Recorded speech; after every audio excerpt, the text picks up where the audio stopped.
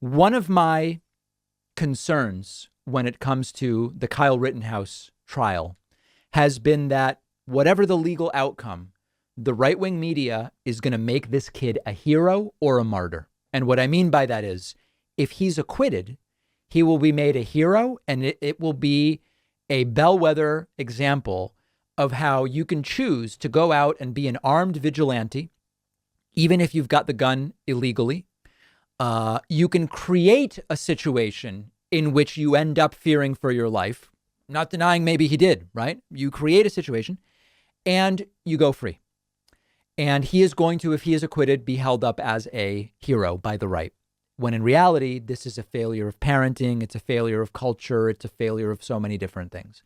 If he's found guilty on any of the counts, he does any jail time, whatever, he will be then seen as a martyr. And the problem here is thinking that he did something good. He shouldn't have been there.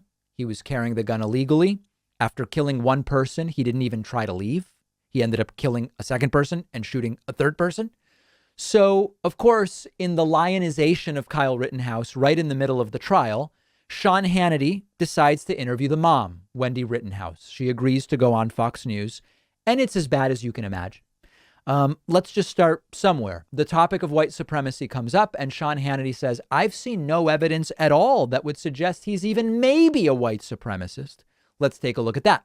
When the then candidate, now president of the United States, and other elected officials that don't know anything about your son refer to him as a white supremacist, I have yet to see any evidence whatsoever that he is such a person.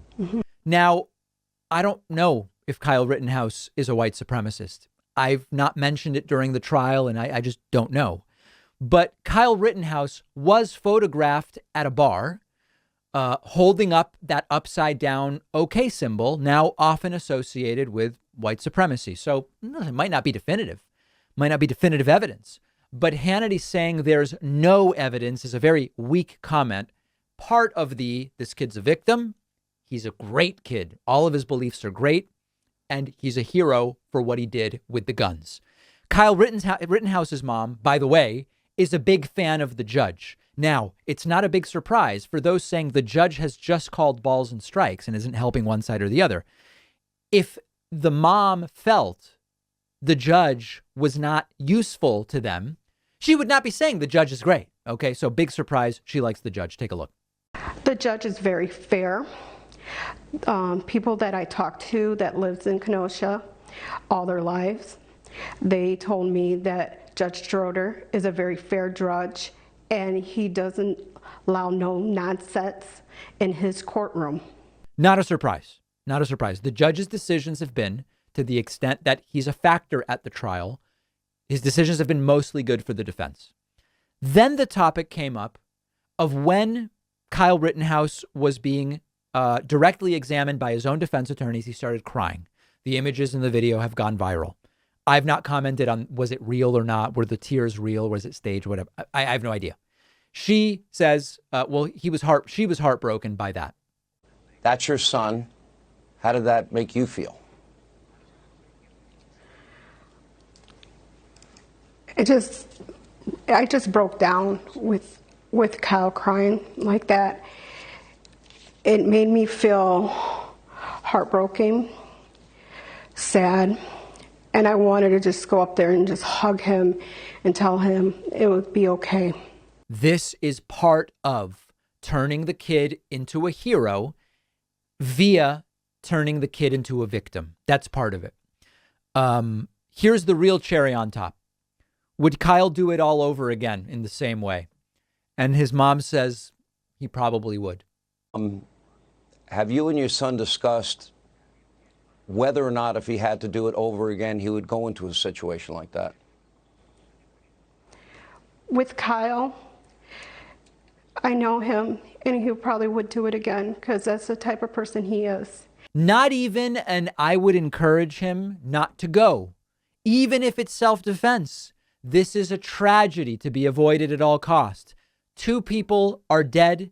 It has ruined our lives. Look at what we are now embroiled in. I would tell him not to go, Kyle. Yeah, he'd probably do it again. They've learned nothing. It's not like he went and saved 10 people, so it was worth it. It's not like he went and through his providing medical, as he was supposedly there to do, people survived who wouldn't have. It's he just went and people died, and now he's in the middle of a trial and he would do it all again. Sadly, I think she's right. That's the saddest thing. And, you know, the right loves to talk about the importance of parenting. This is a total parenting failure, and the interview is proof of that. Now, one last thing I want to say about the mom, and I want to say it carefully. There are people who have written to me and they've said, David, the mom isn't cognitively there. If you listen to their interviews and the way she talks and you see her presence in the courtroom, she's disabled cognitively, and everybody should give her a break. I don't know where people are getting that. I researched it because 8 or 10 people wrote to me about that. Is it her appearance that you're basing that on? I found nothing about the mom being cognitively limited in any way. I don't know if the comments are classist in some way. I have no idea what her level of education is. I believe she's a nurse, so to some degree she's educated.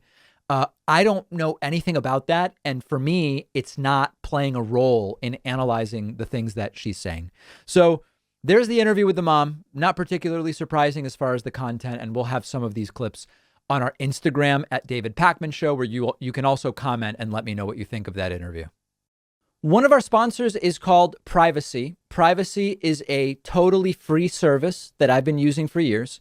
Privacy lets me create virtual payment cards with one click. And when I use the virtual card, the money is taken out of my bank account. You can create multiple cards, delete them, freeze them, set a spending limit on them. Let's say I'm signing up for a free trial and it requires a credit card. Privacy will autofill a virtual card number. And then after signing up, I can delete that virtual card. So I know I'm not going to be charged again. Something really useful and very practical. Or let's say I'm ordering food over the phone, but I left my wallet somewhere. I don't have my real credit card on me. I can use a virtual card on my Privacy mobile app. But really the best part is you're not out there exposing your real credit card number, so you're not as susceptible to data breaches and identity theft.